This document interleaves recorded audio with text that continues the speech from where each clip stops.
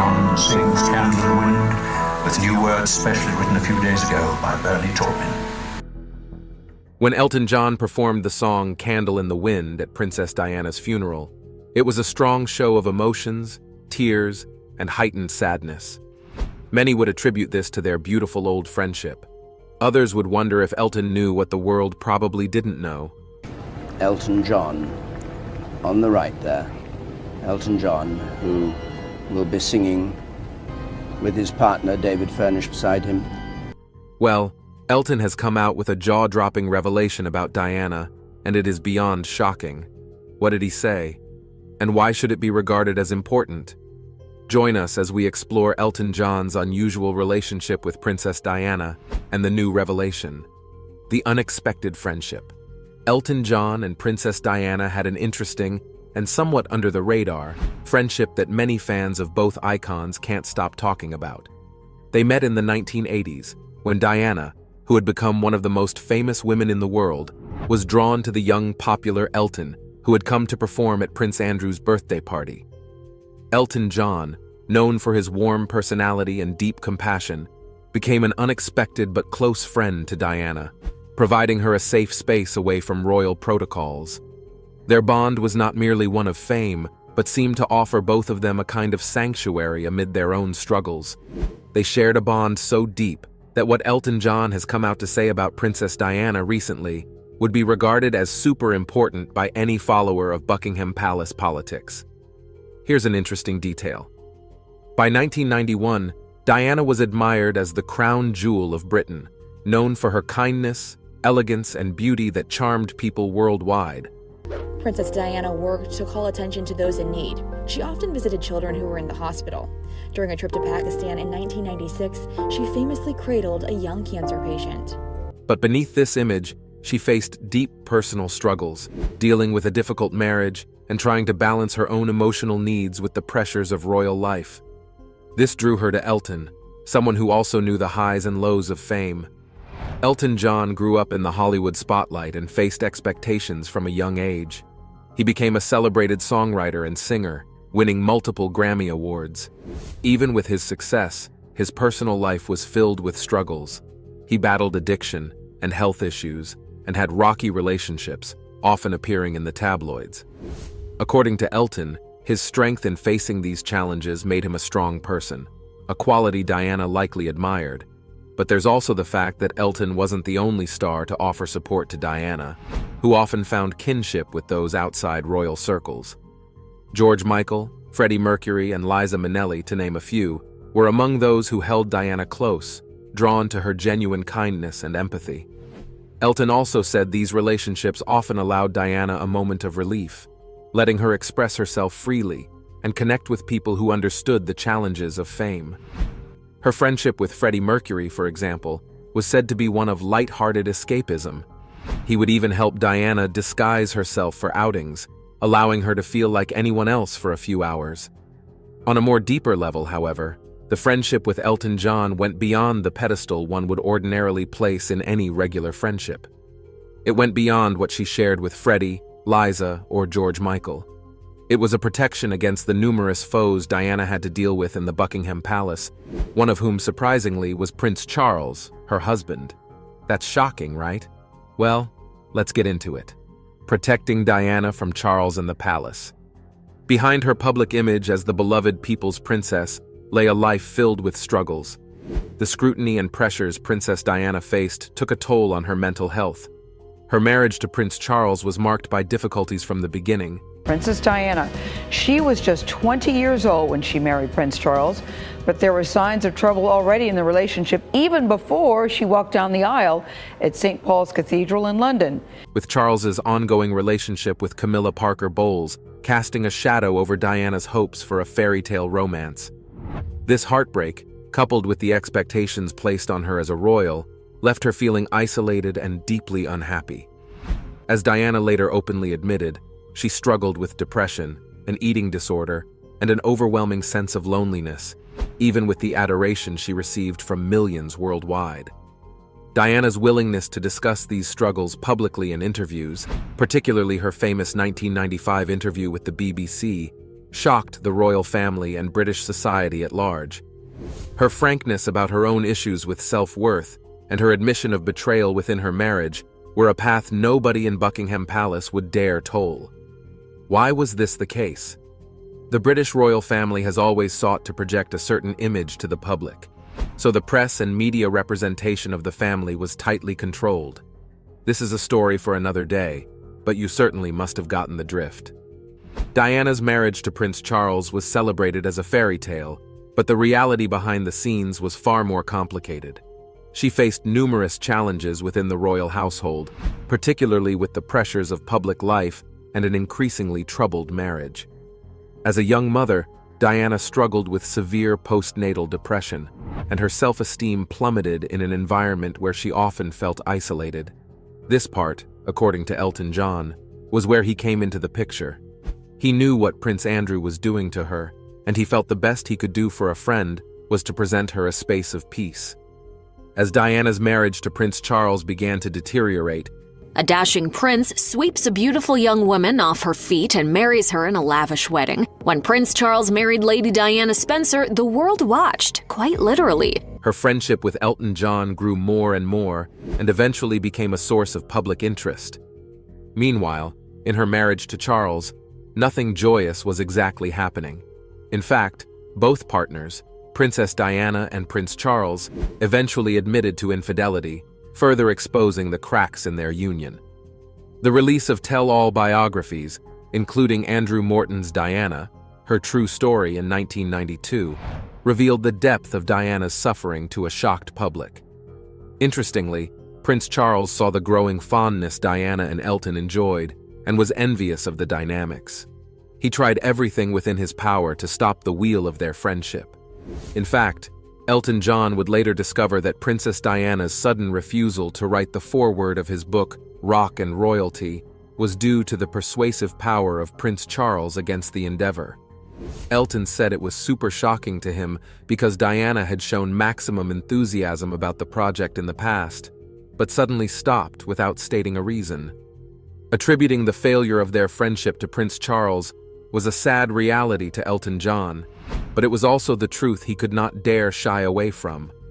The drifting apart was even much painful because their friendship had offered each of them a glimpse of freedom and emotional refuge amid their own battles. Meanwhile, according to the tell-all biography of Princess Diana Andrew Morton's Diana, her true story in 1992, while Diana would sacrifice her friendship for Prince Charles, she remained resolute in not being gagged by palace politics. Diana continued to speak openly about her emotional challenges in interviews. Do you think Mrs. Parker Bowles was a factor in the breakdown of your marriage? Well, there were 3 of us in this marriage, so it was a bit crowded. Especially the famous television interview with journalist Martin Bashir, where she admitted her struggles with self-worth and the relentless scrutiny that came with her position.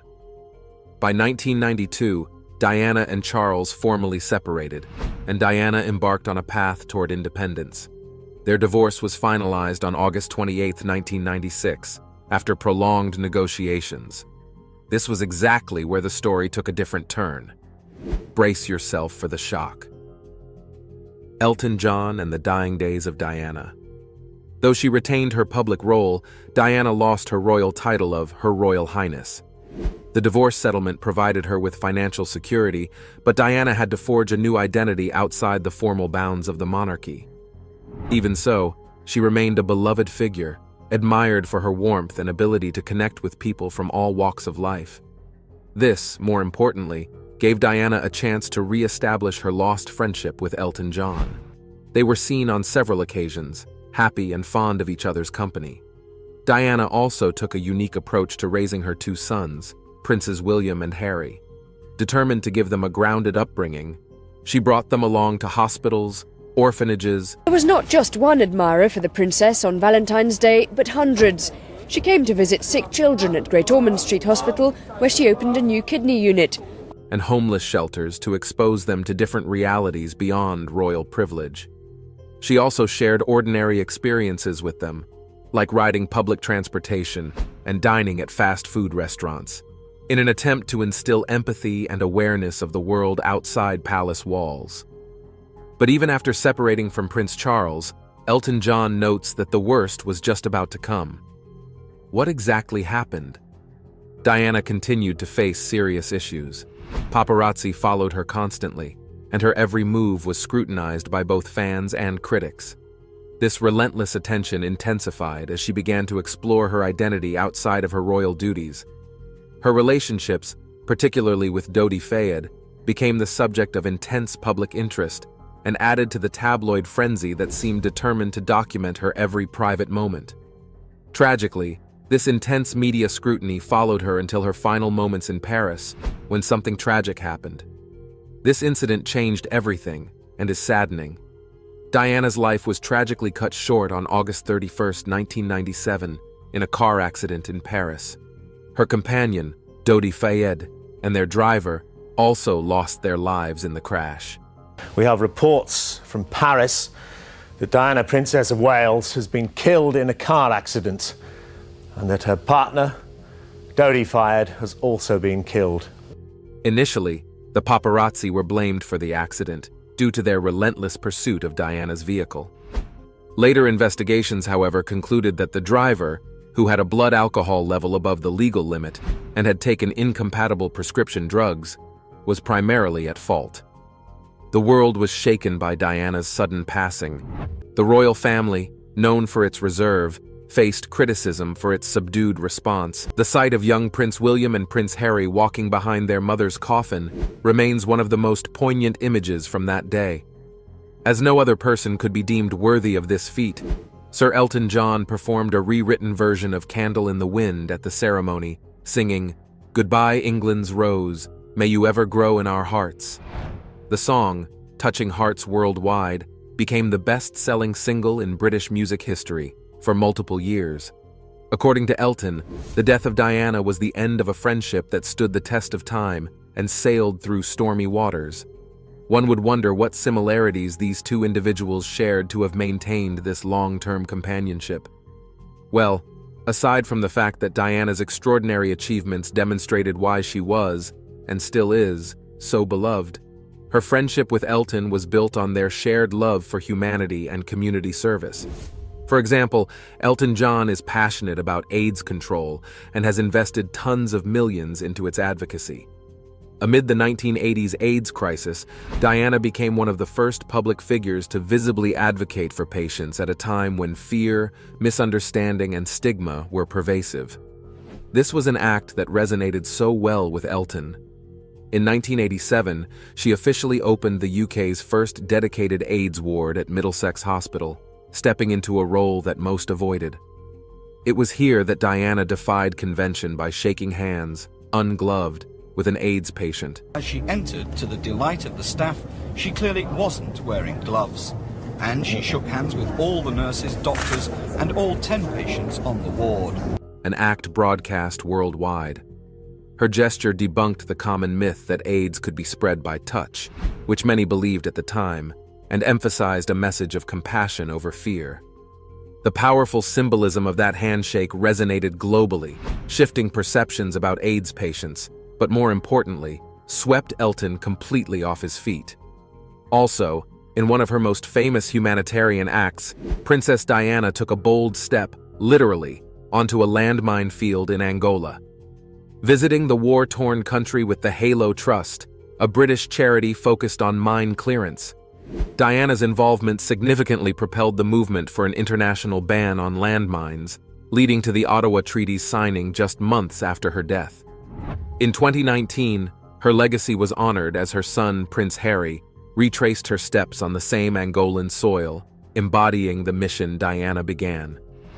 Her bravery and compassion not only reshaped how the world viewed landmine issues, but also inspired a humanitarian cause that endures to this day. What do you think was the underlying issue of why the marriage of such a great person as Princess Diana took such a downward turn?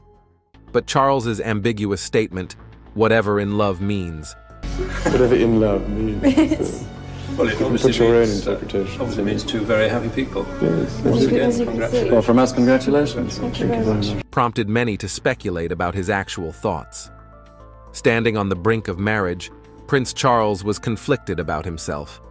A strong sense of obligation to the royal family overcame him, and he began to view himself less as a man searching for real love and more as a prince looking for a good marriage. He was drawn to Diana's charms, but his true feelings remained for Camilla, his ex-girlfriend. Who are you referring to? Camilla.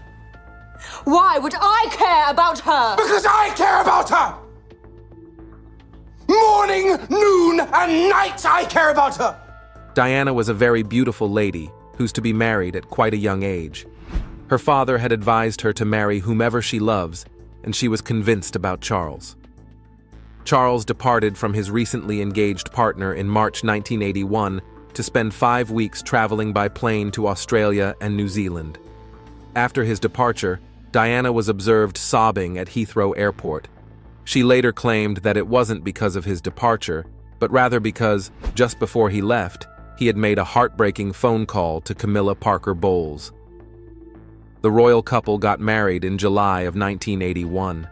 It was a momentous occasion, the lavish event of the century.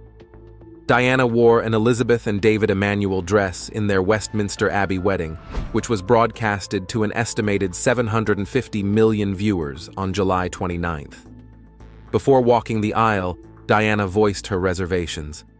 Just a few days before his wedding to Diana, Charles had one final lunch with his ex, Camilla Parker, during which he gifted her a bracelet inscribed with the letters G and F. Diana found this bracelet along with a hoard of other jewelry Charles had ordered as presents for a number of women with whom he had been close during his bachelor years, as a way of thanking them for their companionship. Diana stormed out of the office, blown into a jealous rage. Diana's sisters recall her expressing doubts and unhappiness about the marriage. Their father, Earl Spencer, also played a crucial role in persuading Diana to reconsider her decision to cancel the wedding. He calmed her down and pointed out the potential consequences of breaking off the engagement so close to the wedding date, citing it as an act of gross discourtesy to the prince and the royal family. Later on, this unresolved love would become a major source of conflict in her marriage. A lot of people believed that Charles picked Diana because she was the ideal royal wife, a lady noble enough for the family and capable of producing heirs to carry on the tradition. From the moment Diana came into the public eye, particularly after her widely publicized lavish wedding, she was the subject of constant media attention. Outsiders may find the royal life attractive, but it comes with invasive media attention.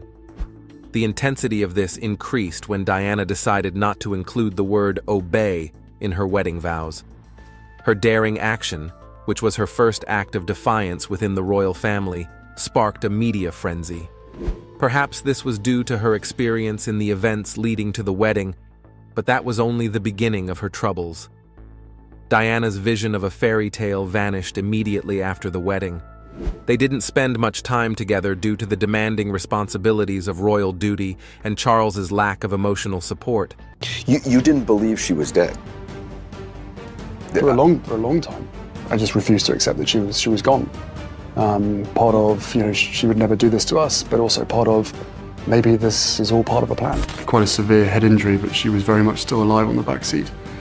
And those people that caused the accident, instead of helping, were taking photographs of her dying on the back seat. And then those photographs made their way back to news desks in this country. Princess Diana, the people's princess, stepped into the royal spotlight with her marriage to Prince Charles. Ostensibly no, but given the fact that the Princess of Wales believes that Prince Charles's friendship with another woman, Camilla Parker Bowles, has cast a long shadow over that marriage, must be considered when you look at the failure of this 11-year union. Despite her doubts about the hasty proposal, she saw it as a way to escape her troubled family. But the royal life was anything but a fairy tale. Her marriage to Charles brought to light many secrets, and she faced unkind treatment from the royal family. Distraught by infidelity and cruelty, Diana sought revenge, only to tragically die in a car crash in 1997. Now, decades later, her son is revealing secrets about Charles. Why is he breaking his silence? Princess Diana's marriage to the royal family and the controversies that trailed her life after brought her to the limelight. But she had quite an eventful life, even before then. Let's delve into when and how it all started. Diana was born on the 1st of July, 1961, to Edward John Spencer, the Viscount Althorp, and Frances Ruth Burke Roche, who later became known as the Honorable Frances Shand Kidd. She was born as Diana Frances Spencer, and later became Lady Diana Spencer in 1975. Above all, we give thanks for the life of a woman I'm so proud to be able to call my sister. The unique, the complex, the extraordinary and irreplaceable Diana, whose beauty, both internal and external, will never be extinguished from our minds. After her father inherited the Earl Spencer title, her connection to the royal family is evident in her place of birth. Princess Diana was born at Park House, a home that her parents rented on Queen Elizabeth II's estate in Sandringham, England. The former home of Elizabeth's head gardener on her Sandringham estate can be rented for about $400 a night next February for a minimum of 3 nights. The royal family frequently holidayed at the neighboring Sandringham house. London. Queen Mary left Marlborough House for Sandringham, where the royal Christmas was to be spent as a family party. And Diana played with Princes Andrew and Edward. With such a noble background, how did Diana's early life lead to her eventual fate and controversial life? Get ready for the most epic moment of the video. Diana was the youngest daughter of her parents, and she had 2 older sisters, Jane Fellows and Sarah McCorquodale, and a younger brother, Charles Spencer, 9th Earl Spencer. She had another brother, John, but he died in infancy a year before Diana was born. From her mother's devastating loss of a baby boy, she was never allowed to hold her first son. Both of her grandmothers, Cynthia Spencer and Ruth Roche, were ladies-in-waiting to Queen Mother Elizabeth. After losing John, her parents were hoping for another boy to carry on the family line, and so they didn't choose a name for a week after her birth until they settled on Diana Frances after her mother and Lady Diana Spencer, a great-aunt who was also a prospective Princess of Wales as a potential bride for Frederick, Prince of Wales. Diana was also nicknamed Dooch within the family because of her duchess-like attitude in childhood. On August 30th, 1961, Diana was baptized at St. Mary Magdalene Church, Sandringham. Despite her birth as the 3rd child and 4th born of the family, her parents still wanted a male to be their heir, and this really put a strain on their marriage, especially after Lady Althorp was sent to Harley Street clinics in London to determine the cause of her inability to produce a male heir. Her younger brother Charles would later describe this sole event as humiliating and a dreadful time for his parents. It was in fact probable that this was the root cause of their divorce. Paul Workman now on the world's most famous couple, heading for the world's most famous divorce. Diana was 7 years old when her parents divorced, and her mother went on to marry Peter Shand Kidd in 1969. Diana still lived with her mother in London immediately after her parents' separation in 1967. But after going on holiday to her father's home during the Christmas holiday that same year, her father, Lord Althorp, refused to let his daughter return to London.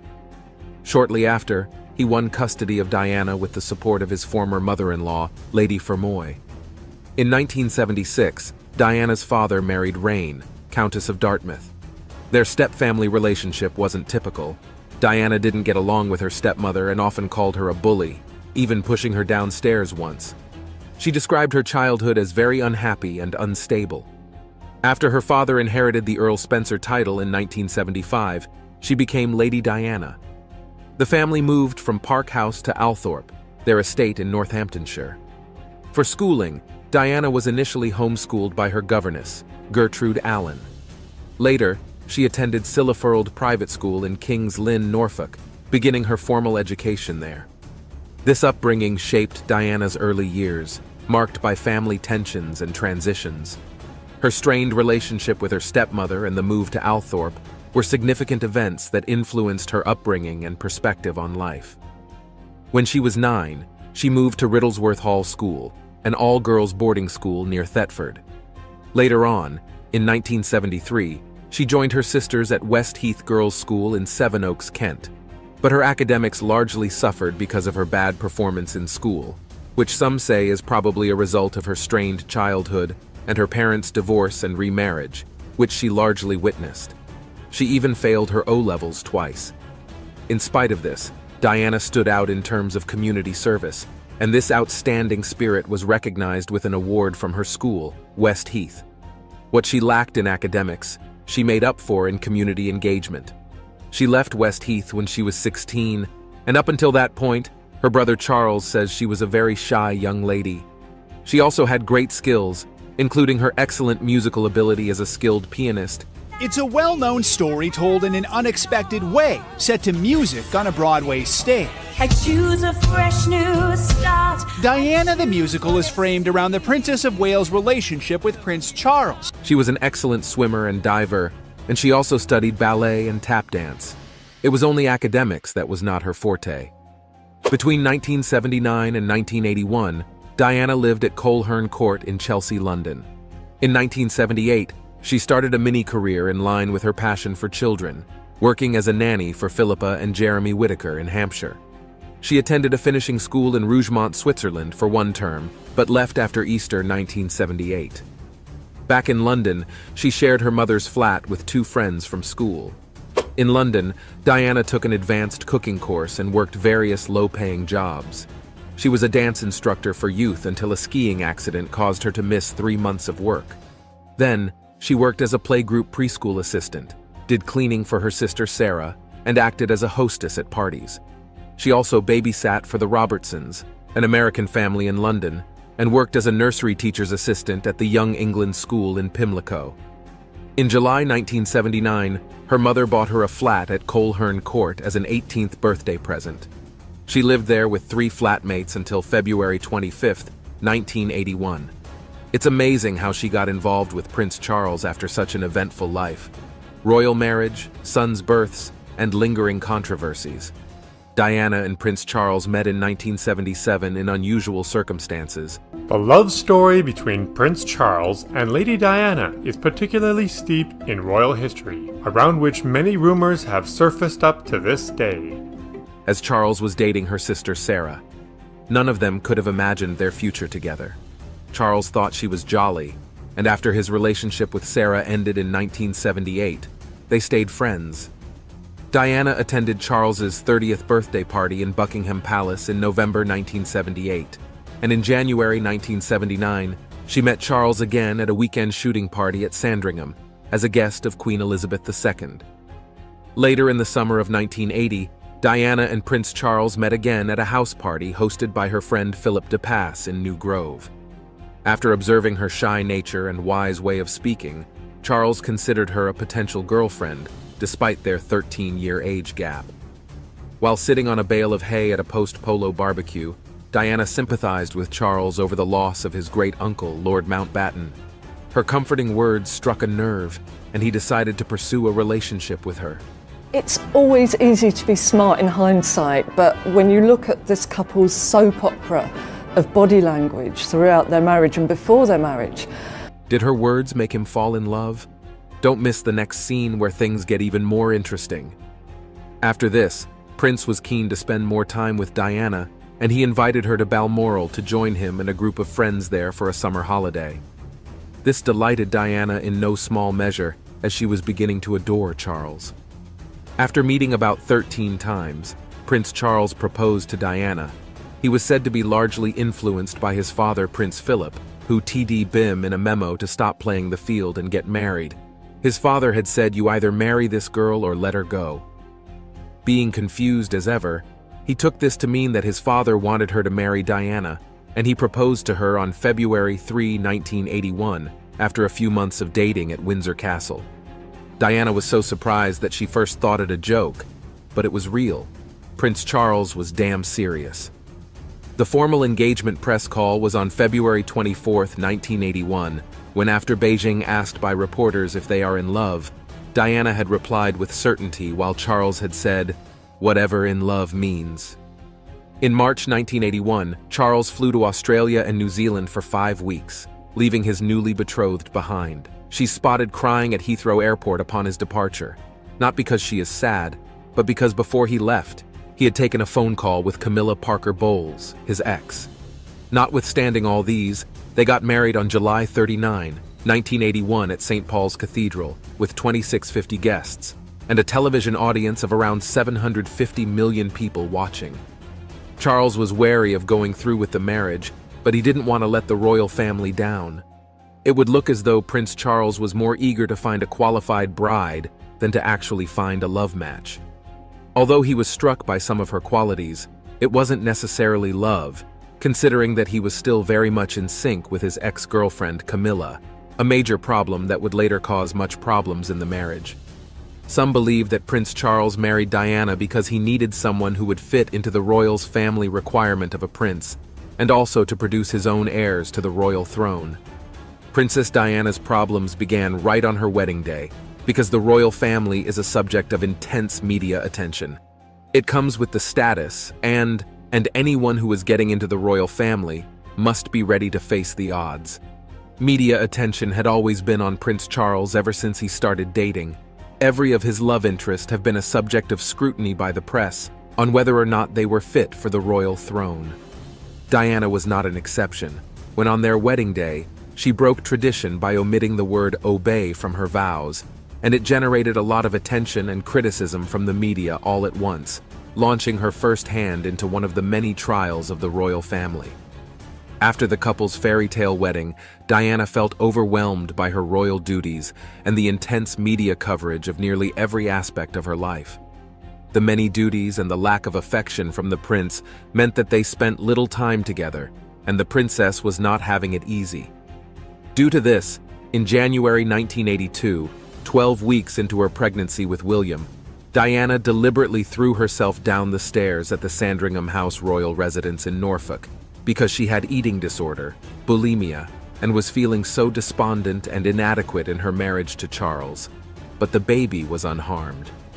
There was a ray of hope after the birth of their first son, William, on June 21, 1982, at St. Mary's Hospital in London, and Prince Charles, having attended the broth, described the experience as astonishing.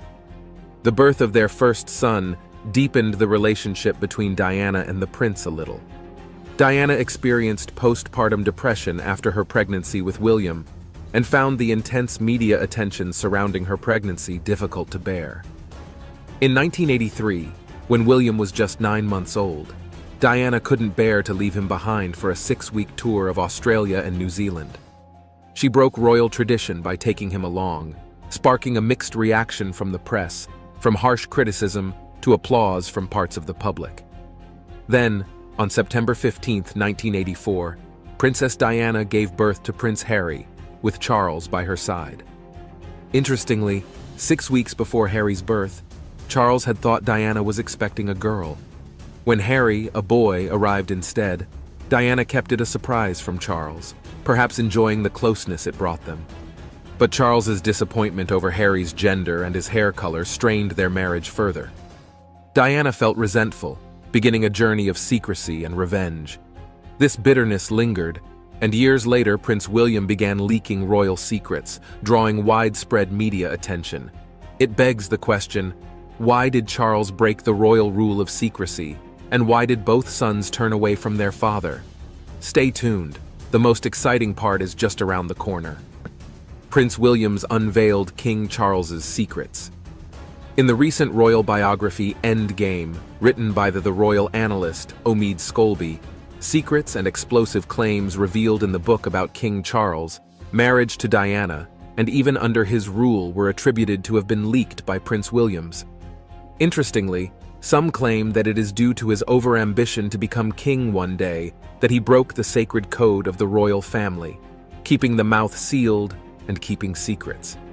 The secrets released by him corroborated the many suspicions of there being a foul play surrounding the death of Princess Diana, while also adding fresh perspectives to the long-forgotten life of Princess Diana.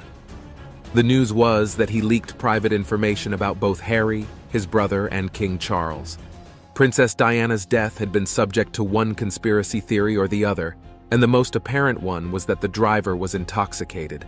But more than this, the princess's suspicion of the royal family always plotting against her during her lifetime did not help matters. During her frustrating times with the prince, she believed at some point that Charles wanted her out of the way in order to marry his true love, Camilla. So, many implied that her death might not be a natural accident after all. One major open secret of Prince Charles was his affair with Camilla Parker Bowles, both before and after the marriage with Princess Diana. On finding out, Camilla was a bone in Camilla's throat, coupled with the loneliness, extreme media attention, and the mental health issues that Diana faced after the marriage. On the Monday before her wedding, she had discovered a beautiful bracelet her future husband intended to give to Camilla. Diana considered calling off the wedding after discovering the bracelet, which confirmed her worst suspicions about Charles's relationship with Camilla. But after lunch with her older sisters, she was persuaded otherwise, telling her that it was too late to chicken out. Tremendously unhappy in their marriage by 1986, both Charles and Diana had extramarital affairs. In the late 1980s and early 1990s, Charles maintained constant communication with Camilla, who was also unhappily married to a promiscuous husband. Their affair reignited despite her troubled marriage, a fact Prince Charles admitted to his biographer Jonathan Dimbleby in 1994. In tonight's Fact or Fiction, we are looking into yet another claim about The Simpsons predicting a big news event. The story this time is that the iconic TV show eerily predicted the outbreak of the coronavirus. For over 30 years, The Simpsons has been more than just a hilarious cartoon. It's been strangely predictive of real-world events. From mind control through music to the possibility of a nuclear disaster.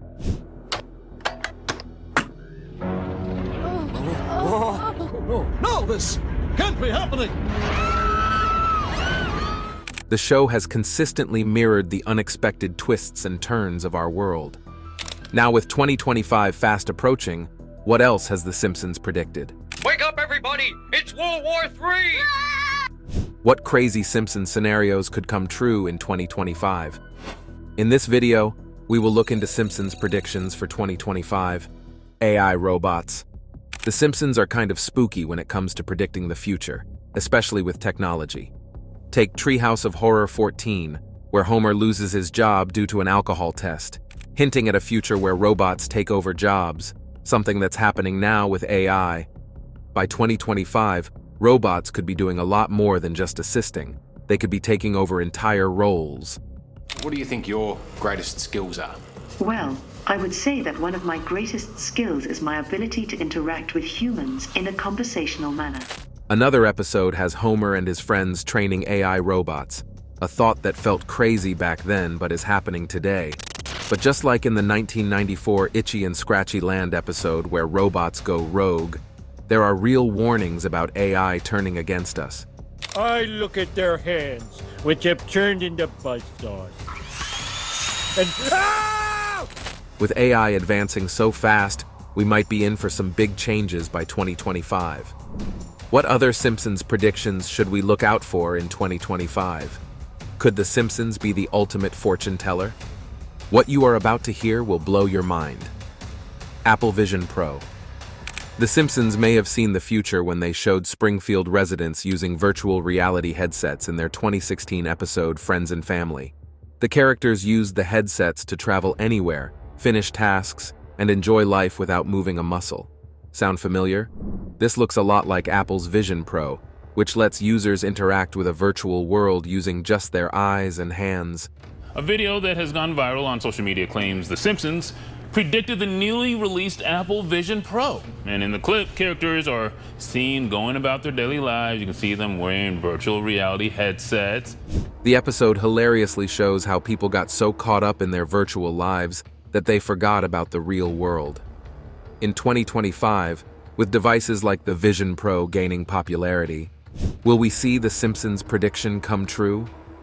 Maybe it's time to prepare for a future where virtual reality blends into our everyday lives in ways we never imagined. FIFA controversy. The Simpsons predicted the infamous FIFA bribery scandal in the episode You Don't Have to Live Like a Referee, Season 25, Episode 16. The storyline shows corrupt soccer officials being arrested and highlights bribery in international football.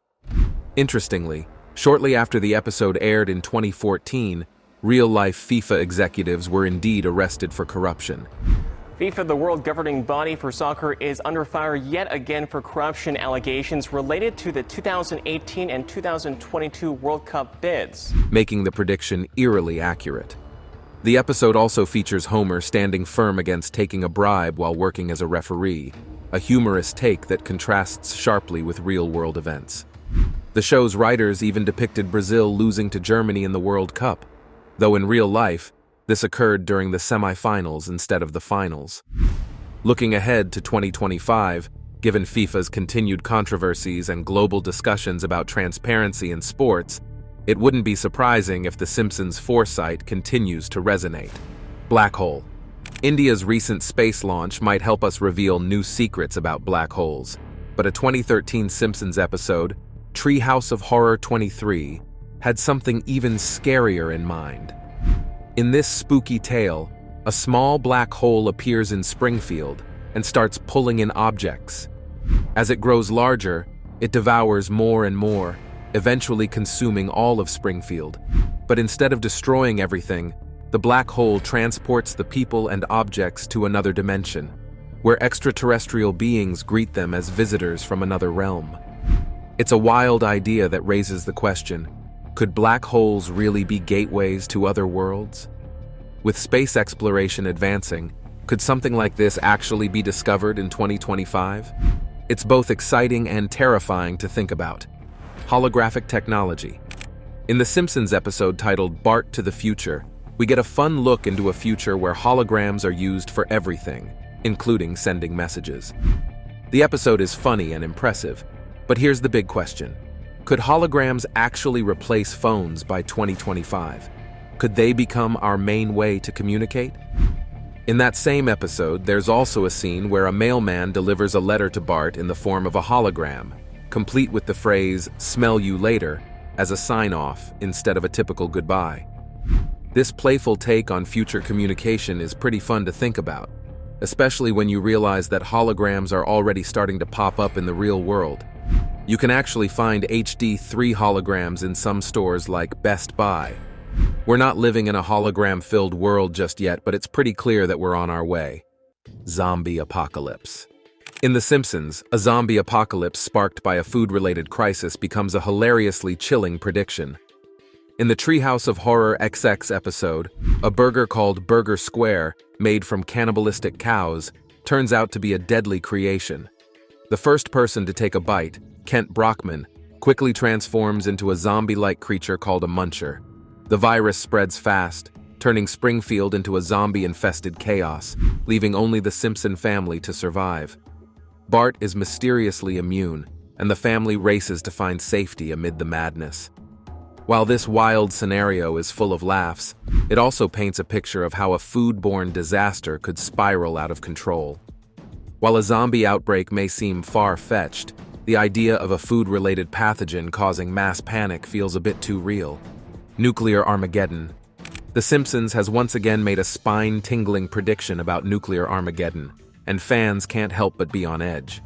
In one episode, Homer is the only survivor of a nuclear disaster, and this is a very unsettling thought that feels a little too close for comfort.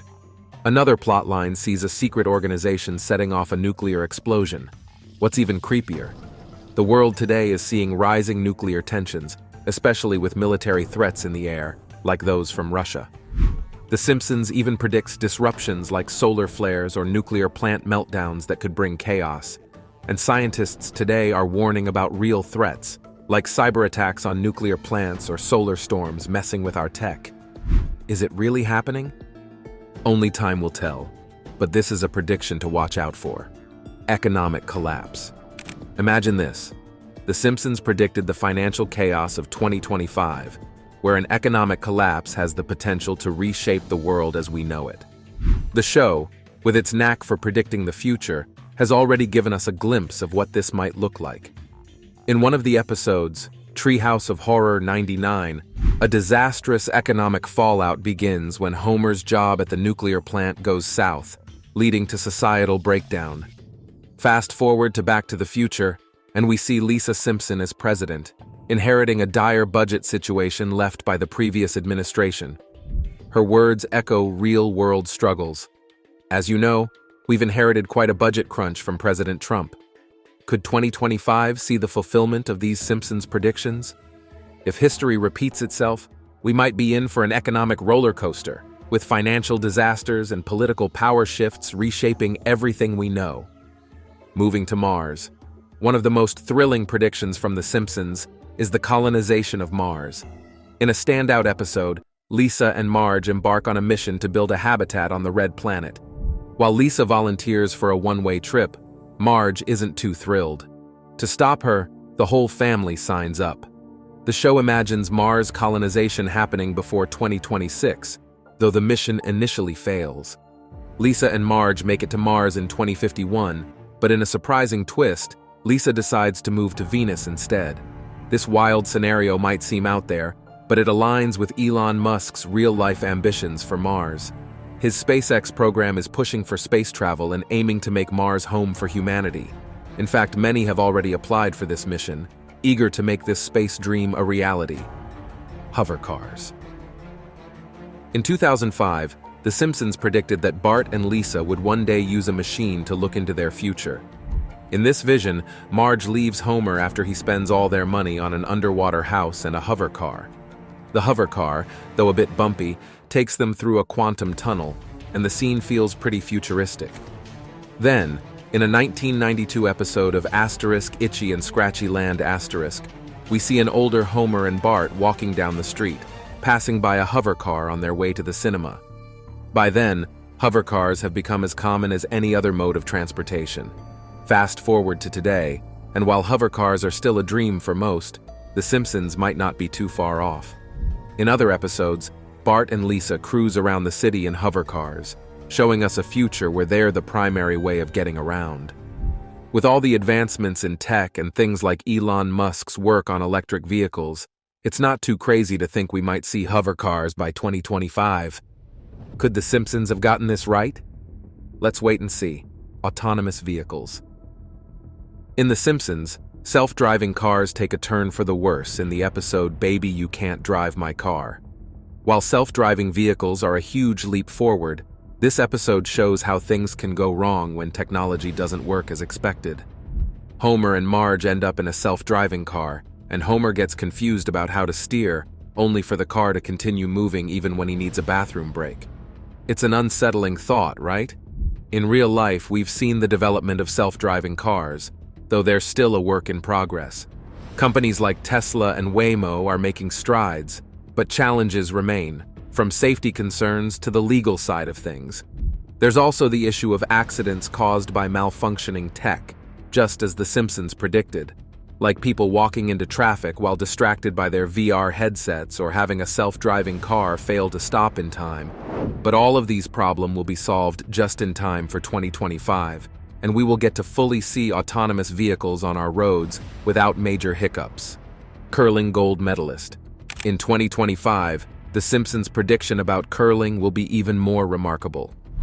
In the 2010 episode Boy Meets Curl, Homer, Marge, and the Skinners are seen training in curling and later competing for Team USA at the Winter Olympics.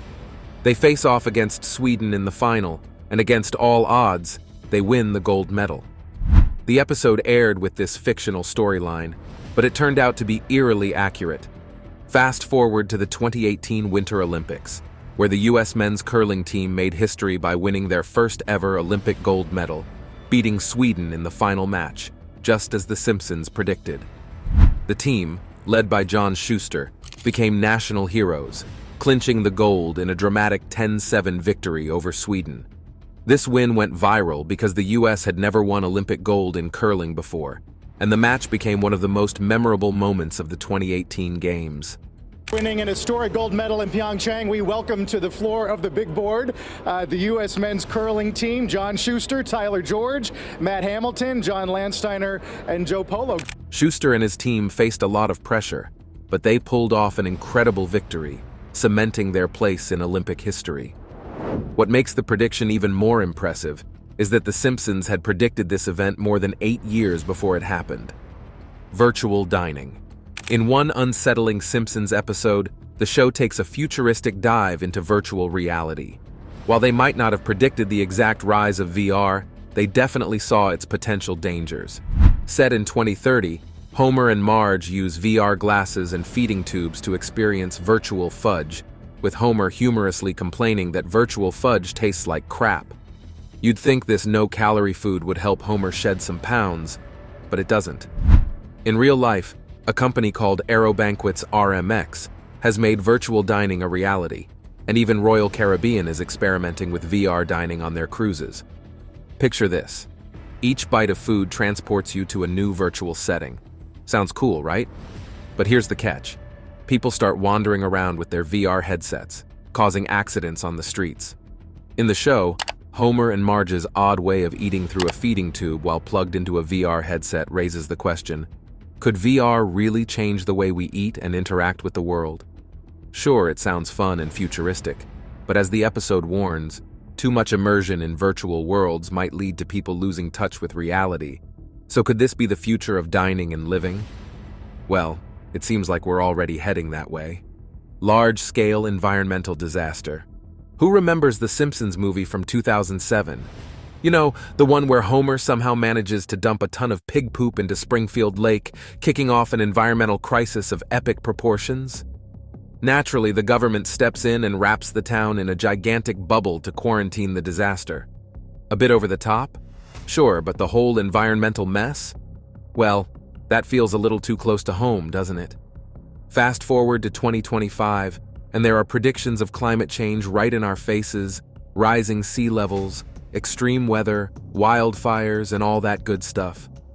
While a bubble over Springfield might be a bit too extreme, it's not too far-fetched to imagine how these kinds of disasters could lead to huge real-life problems. Take a look at cities like Miami and New York, which are gearing up for flooding, or California, battling constant wildfires. All this stuff may get worse in 2025, and it looks like we might be heading towards some serious environmental consequences unless we start taking action. Solar automobiles. In The Simpsons episode Paths to Glory, Lisa builds a solar-powered car to race in the alternative energy derby, only for a massive blimp from Duff Beer to block the sun and stop her just before the finish line. Classic Simpsons comedy, right? But here's the kicker. In 2025, solar cars could actually become a reality. Companies like Tesla and Lightyear are pushing forward with solar-powered vehicles that could reduce fuel costs and carbon footprints. Sounds like a win, right? But just like Lisa's race, the journey won't be smooth.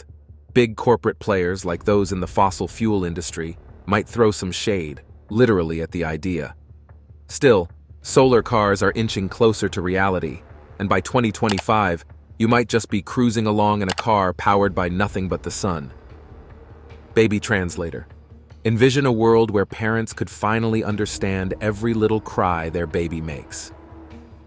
In the Simpsons episode Lisa the Simpson, Martin Prince comes up with the ultimate invention, a baby translator. This device supposedly decodes infant babble into full-on English, and at first, the family just laughs it off as a joke. Marge even says, "You don't have to humor me." But surprisingly, it actually works. And what does baby Maggie say? "And lavish attention on me and entertain me." Talk about a game changer, right? In the episode, this invention opens up the possibility of parents truly understanding what their baby wants. No more guessing or feeling like you're playing detective all day. We're not quite there yet, but the idea is seriously cool. The conclusion of existence. The Simpsons have always been ahead of their time, but in one episode, they took it to a whole new level with a little apocalyptic drama. In a flash of pure Homer wisdom, he predicts the end of the world based on a passage from Revelation chapter 6, verse 13. Stars falling to earth, the rapture, the whole shebang. Sounds like your typical end of the world stuff, right? Homer tells his friends and family that the apocalypse is coming, and when the day finally arrives, everyone's waiting for some big dramatic moment. But here's the twist. Nothing really happens, except Homer finds himself in heaven, of all places. No dramatic battle, no fiery chaos, just a big old surprise that he's chilling in the afterlife. This episode reminds us that the end could come at any time, but maybe it won't be as exciting as we think. You know, just a little Simpsons twist on the whole doomsday scenario. Personalized medicine and genetic advancements. In the classic episode Homer the Heretic, Homer visits a futuristic medical office where technology can instantly identify his health issues. It's a quick, almost comedic way to show how advancements in medicine could lead to personalized care tailored to your very DNA. But here's the kicker. This is no longer just TV fantasy. By 2025, we might be living in a world where personalized medicine isn't just for the super rich or Hollywood elites. We're already seeing real breakthroughs with CRISPR gene editing technology and custom-tailored treatments that match your genetic makeup. Picture getting a health diagnosis where your doctor doesn't just guess, but actually knows exactly what's going on inside your body at the genetic level. Sounds like the future, right? Well, the future might just be here before we know it. The rise of 3D printed food. In the episode The Food Wife from season 23, Homer, Marge, and the kids are introduced to the futuristic world of 3D printed food. They get to taste a meal that's created by a 3D printer that builds food layer by layer, almost like a mini food factory. While this might have seemed like a hilarious, far-fetched concept back then, the idea of 3D printed food is no longer just a funny cartoon idea, it's becoming a reality. Companies around the world are developing 3D printers that create food, using everything from chocolate to pizza dough.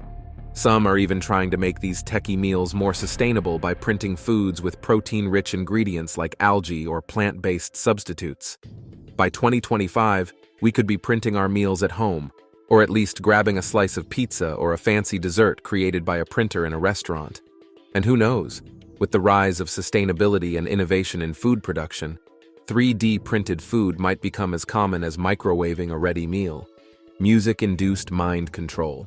Some people consider The Simpsons episode New Kids on the Block from 2001 one of the creepiest they've ever seen. And honestly, it does give you chills. In this episode, Bart and his buddies, Milhouse, Nelson, and Ralph, form a boy band called Party Posse. But here's the kicker. This band isn't just a band. It's actually a secret operation by the US Navy to pump kids' brains full of subliminal messages. They're recruiting people with subliminal messages. Their hit song Drop the Bomb has a chorus that says Ivan et Nioje, which, when you flip it, actually says join the Navy. Join the Navy. Kind of spooky, right? And the strange part? This episode feels like it's creeping closer to reality. Some people argue that music, especially certain genres like hip-hop, has been used to brainwash listeners, and some even believe that music in general has been a tool used by elites to control the masses. Weird, but not entirely impossible, right? Music is everywhere, and it's powerful, so could it be used to mess with our minds? The Simpsons sure thought so. In this episode, the boy band's goal is way beyond just having fun. It's all about spreading a secret message to influence kids' thoughts, like a form of mind control. Which of these predictions excites you the most? Are you curious to see any of them happen in 2025? Video calls and smartwatches. In the episode that aired on March 19, 1995, which talks about Lisa's wedding, The Simpsons made a shocking prediction about video calls and smartwatches. This particular episode was surreal. Simpsons also predicted the Apple Watch in 1995, 20 years before it was introduced. Because it was set in the future where we see Lisa communicating with her family via a video call. It must be noted that at the time this was aired in the 90s, this technology was not available. This made the scene futuristic. This is not all because Lisa's fiancé was shown wearing a watch-like device that also functions as a communication tool, greatly resembling modern-day smartwatches. Fast forward to 2024, video calls and smartwatches are the order of the day with the advent of smartphones and phone applications like Skype and FaceTime. Smartwatches don't only tell time, but are used as accessories to track fitness, receive notifications, and even make calls. But that's not all, because the most amazing part of the video is yet to come. World War III. Season 11 contained an episode titled Barth to the Future, which aired on March 19th in the year 2000. In this episode, a startling prediction of the possibility of World War III was talked about. Wake up, everybody! It's World War III! Ah! Quick, down to the fallout shelter. The bombs are dropping! It showed a future where Lisa Simpson becomes the President of the United States after inheriting a country that was crumbling from Donald Trump. One of the scenes shows Lisa talking about the budget crisis she had inherited from her predecessors, which implied that things had gotten rock bottom before she took over. You know, we've inherited quite a budget crunch from President Trump. How bad is it, Secretary Van Houten? We're broke. The country is broke? How can that be? Although the prediction of World War III hasn't come to pass as of now, the portrayal of a future riddled with global conflicts is eerily accurate in capturing the current anxieties of our time. With the ongoing tensions between nations like Israel and Palestine, for example, with world powers like the US and Russia at opposite sides, and the Ukraine-Russian war, all these are bases for another world war, if you think the post-virtual reality. Virtual reality gaming was predicted as far back as 1998 by The Simpsons in the episodes titled Friends and Family. This episode shows Homer and Marge eating a virtual fudge through a straw on their VR headsets. Back then, it looked like something impossible, but with the recent advancements in technology, impossibilities have been made possible. A real-life company named Aero Banquets RMX has made VR foods. Dining in virtual reality is pretty trippy. It's tingly in my mouth. It allows you to eat various foods such as sushi in Japan or a steak in Argentina while making use of VR to change your taste perception, thereby reframing the human mind and changing how we experience food. AI taking over jobs. Although many experts have since been sounding the alarm of the possibility of AI taking over people's jobs in years to come, it seems like the reality is here with us in 2024. However, The Simpsons has long predicted this as far back as 2012 with the episode titled Them Robot. This episode shows Homer losing his job due to Mr. Burns replacing all of the power plant's employees with robots. Mr. Burns says in this episode that humans will train the robots, then the robots would replace them. This is exactly how AI works in real life. In Japan, for example, real-life waiter robots are already replacing human waiters. There's also the belief that taxi drivers would be replaced by self-driving cars. Fully autonomous cars picking up people and dropping them off just like a taxi, except the big difference is there's no driver. ChatGPT would also replace some jobs, for example, coders, paralegals, financial advisors, stock traders, graphics designers, even translators. And of course, the training ChatGPT is based on was done by humans, which is much like what the episode of The Simpsons predicted. Kamala Harris becomes president. In the same Bart to the Future episode mentioned earlier, a surprising prediction about Kamala Harris becoming president was made, and this was in the form of Lisa being president of the United States. After entering power, Lisa mentions that she inherited a country that was in tough financial situations from the previous president, which was implied as Donald Trump. And this prediction came through, however, in part, when Kamala Harris became the Vice President of the United States in 2021. Look at this picture. Lisa is also seen wearing a purple suit and pearl necklace, which is seemingly identical to what Vice President Kamala Harris wore on Inauguration Day, which made her the first female Black and first Asian American to hold this position. And if anything happens to the current president, Kamala would become the president, thereby fulfilling the prediction made by The Simpsons. It's surreal and shocking how a cartoon has the ability to predict such futuristic events. AI Apocalypse. In the episode Bart Gets an F from Season 2, which aired on October 11, 1990, The Simpsons made a chilling prediction about an AI apocalypse. In this episode, Bart Simpson faces the prospect of failing the 4th grade and seeks help from Martin Prince, who is an overachieving classmate of his. In one scene, Bart daydreams about robots taking over the world, with machines ruling over humanity and enslaving humans. This humorous depiction of a dystopian future seemed far-fetched at the time. However, fast-forwarding to our present day, and the growing concerns about the potential dangers of artificial intelligence have become more common. This is extremely important. I think the danger of AI is much greater than the danger of nuclear warheads, by a lot. While we haven't experienced a full-blown AI apocalypse, there are growing concerns about the misuse of AI technology and its potential impact on society.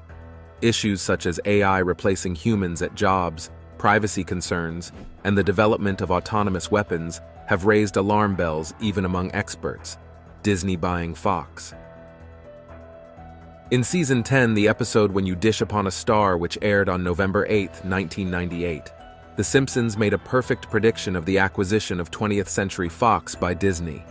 Homer in this episode becomes a gossip columnist and befriends Alec Baldwin and Kim Basinger, who are shown living in lavish mansions.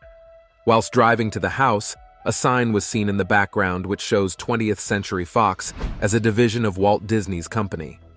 This little and unnoticeable joke turned out to be a prediction because in December of 2017, Disney announced its acquisition of 20th Century Fox and other holdings of 21st Century Fox. Disney and 21st Century Fox, as well as consumers.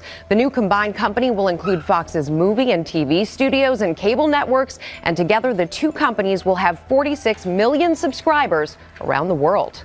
For a staggering amount valued at about $71 million 2 years later. This merger brought together two of the biggest giants in the world of entertainment.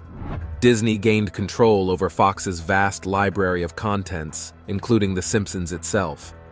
Trump's 2024 presidential bid. The accuracy of The Simpsons' predictions has always brought the questions as to how exactly the show gets it right. Perhaps the writers and producers of The Simpsons are making use of dark magic. However, they took it up a notch with their most dramatic prediction about Trump's 2024 presidential ambition.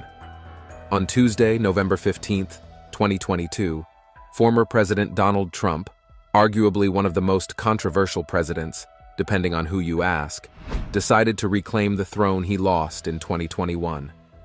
In his usual grand style, Trump took the stage and announced his ambition. That was when Al Jean, the screenwriter for The Simpsons, decided it was their time to shine again. Sharing a scene from a 2015 episode of the animated series, Jean showed the world that they had predicted this long before Trump declared his intentions. I just started drawing pictures of Homer floating around in Trump's hair. And, you know, it's this whole sort of back and forth thing that they write something, I draw something, and, you know, and then the team draws something. It's fantastic. In the 2015 episode titled Bart to the Future, Homer Simpson flies past a sign in the background that reads, Trump 2024. Coincidence or predictions? We don't know. However, this was way before Trump was ever president. These different predictions with their level of accuracy has been shocking to everyone, but the next one takes it to another level. Tragic submarine accident. A prediction that left a bitter taste in everyone's mouth after it came true was the tragic Russian submarine accident. In a 1994 episode of The Simpsons titled Marge Gets a Job, we see Homer working as a safety inspector at a plant. One scene shows a submarine imploding due to a design flaw, trapping and killing all the crew inside. This grim prediction sadly came true on August 12, 2000, when the K-141 Kursk submarine sank in the Barents Sea. All 118 crew members died because of a faulty torpedo that caused the submarine to sink. Russian cities have held ceremonies remembering the 118 sailors who died when a nuclear submarine sank in the Barents Sea. Reports say nearby ships felt a small explosion, followed by a bigger one. This accident is even more tragic because, although ships nearby felt the explosion, the Russian Navy didn't know an accident had happened. As a result, no search and rescue operations started until 6 hours later. When the submarine was found 16 hours after the rescue operation began, it was already 354 feet deep on the ocean floor. Let us know your thoughts in the comment section below. If you enjoyed the video, make sure you like, share, and subscribe. Also, click the next video shown on your screen. You will enjoy it.